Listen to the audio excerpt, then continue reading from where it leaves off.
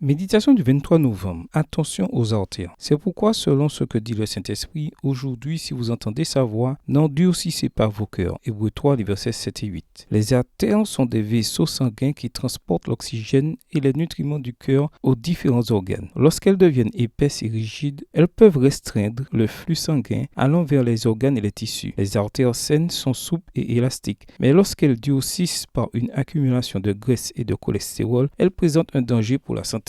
L'endurcissement du cœur spirituel est une résistance obsessionnelle et persistante à la volonté de Dieu. C'est s'opposer à celle-ci et se rebeller contre elle. C'est être insensible et indifférent, rester rigide ou ferme sur sa position personnelle. L'un des exemples les plus frappants pour illustrer cela est l'attitude du Pharaon face à la demande de libération du peuple de Dieu. Chaque manifestation de la puissance de Dieu, loin de le sensibiliser, endurcissait son cœur et l'éloignait des bénédictions de Dieu. Ce n'est pas Dieu qui endurcissait le cœur du Pharaon, c'est la décision de ce dernier et son rejet de l'appel de Dieu. Dans ces versets, Paul se réfère à Somme 95, versets 7 à 11 et met en évidence trois concepts. Premièrement, entendre la voix de Dieu qui nous appelle aujourd'hui. L'obéissance est la réponse à l'appel de Dieu. Cette réponse doit être immédiate. C'est aujourd'hui et maintenant que Dieu prononce son invitation. Procrastination ou désobéissance, cela signifie endurcir notre cœur. Deuxièmement, ne pas endurcir notre cœur. Chaque occasion rejetée ou gâchée est une nouvelle plaque de cholestérol